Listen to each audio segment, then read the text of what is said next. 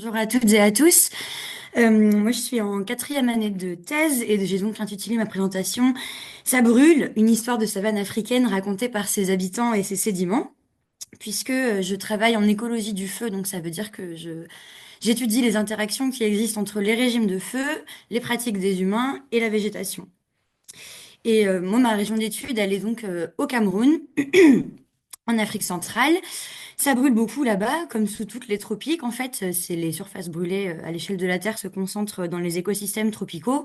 Et c'est aussi parce que c'est là que se concentrent les pratiques de feu par les humains. Donc en fait, on a tout un discours ambiant qu'on peut entendre actuellement avec les feux du Brésil, qu'on a dû entendre à la radio la semaine dernière sur Mayotte. Enfin, ça n'en finit pas, qui accuse en fait les communautés locales de mettre le feu de manière archaïque ou déraisonnée et ce qui aboutirait à une destruction en fait des écosystèmes. Donc moi je suis allée réfléchir à ces questions-là sur cette savane camerounaise qui brûle donc beaucoup et qui ressemble à ça, où j'ai passé 6 mois donc il y a 2 ans. Et dans cette savane, donc on a trouvé un lac avec un étang juste à côté, dans lequel faire des carottages. Donc ça, c'est des méthodes de paléoécologie, donc c'est-à-dire l'écologie des temps anciens. C'est en fait les techniques qu'on utilise pour étudier toutes les variations qu'on a eues dans le climat, dans la végétation, ou même dans les pratiques humaines d'il y a très longtemps. Donc très concrètement, on prend un bateau en plastique, on va au milieu du lac et avec le carotteur que vous pouvez voir sur la photo de droite, on va prélever donc une colonne de sédiments qu'on ouvre et dans lesquels on extrait les marqueurs qui nous intéressent. Et comme moi j'étudie les feux, ce qui nous intéresse, c'est les particules de charbon qui se sont déposées année après année sur les temps du passé.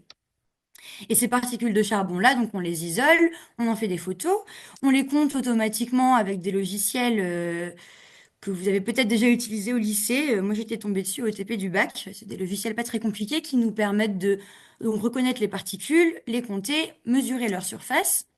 Et avec ces données-là, on peut retracer du coup une courbe de la quantité de charbon, c'est-à-dire en fait finalement l'activité de feu, comment le feu a évolué sur ce paysage, depuis le fond de la carotte jusqu'en haut de la carotte. Et on peut aussi dater les sédiments de cette carotte avec des méthodes radioisotopiques pour avoir l'âge de ces sédiments et donc transformer ces courbes en activité de feu qui varie en fonction du temps.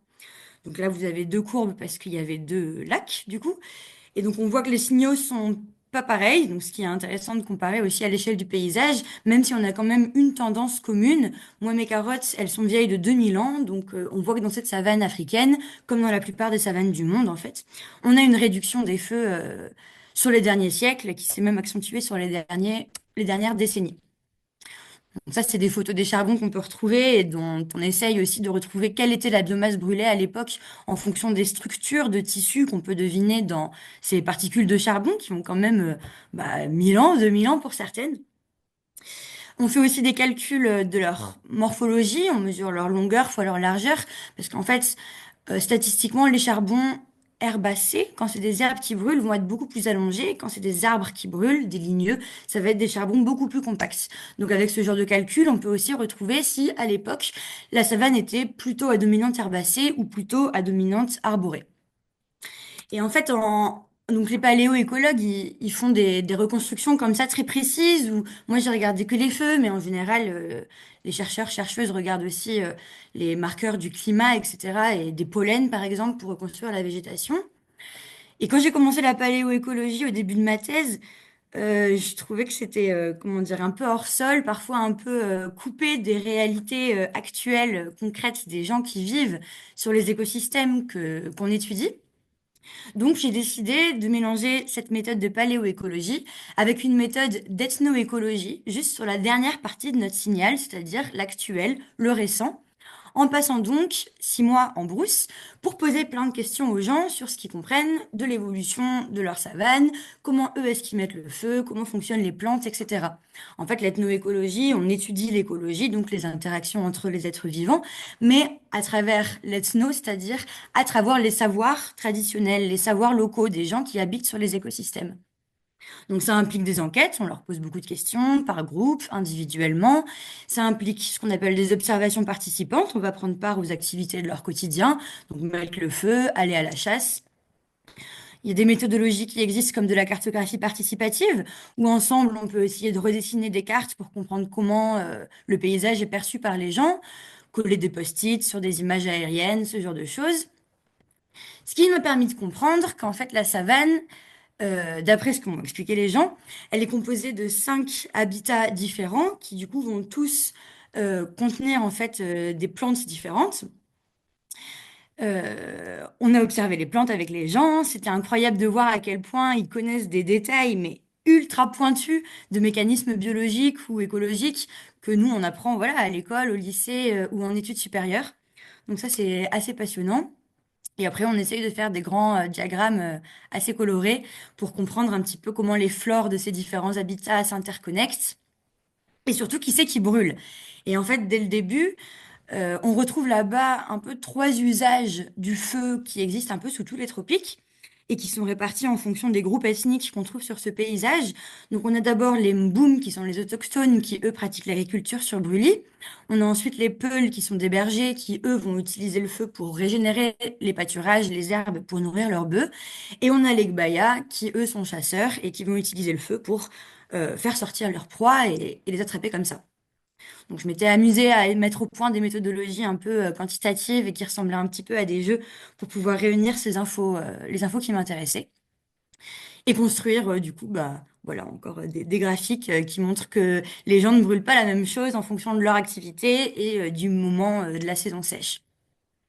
Et parmi tous ces usages-là, moi j'ai décidé de me concentrer sur les bergers, les peuls, le pastoralisme.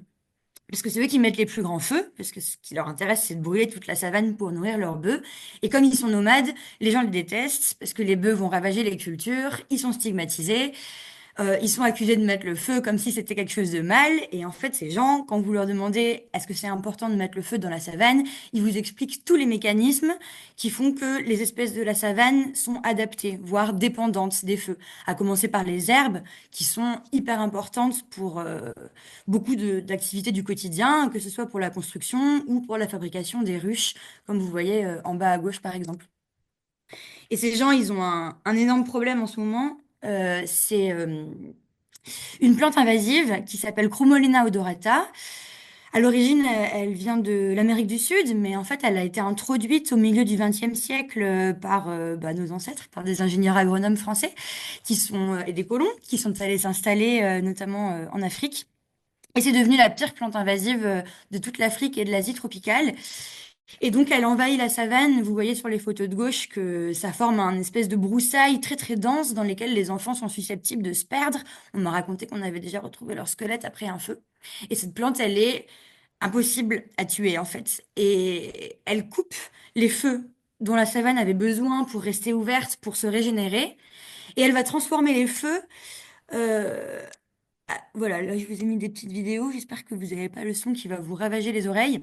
Vous voyez à gauche un feu d'herbe en fait qui est très large et qui va avancer très vite et donc du coup qui va juste nettoyer la matière sèche en surface alors que les feux de cette espèce invasive comme vous voyez à droite vont rester très longtemps sur le même point et elle s'appelle odorata en fait parce que ses fleurs sont remplies de produits chimiques et lorsqu'elles s'enflamment ça envoie des boules de feu comme vous pouvez voir à droite les gens vous expliquent tous qu'avec le vent ça arrive ça parcourt des dizaines de mètres et ça arrive sur le toit des maisons.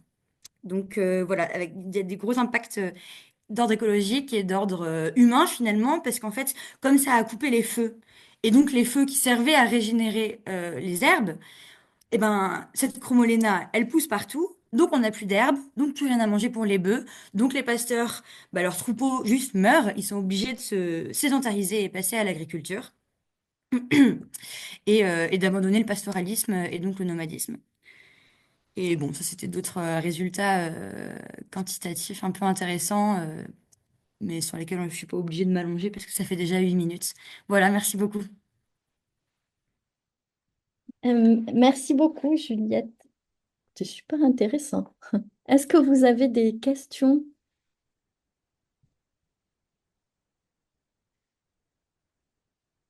Oui.